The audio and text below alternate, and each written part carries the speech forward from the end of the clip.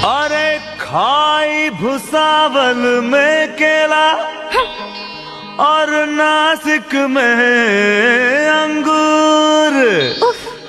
अरे आई हो हमरी यूपी में।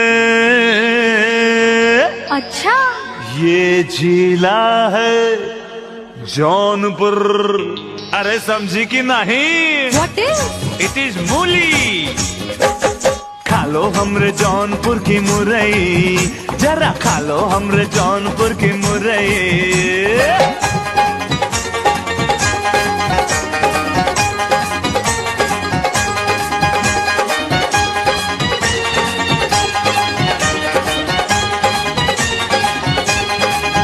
जरा खा लो हमरे जौनपुर की मुरई, मस्त हो जाओगी तुम गुजरिया। जरा खा लो हमरे जौनपुर की मुरई।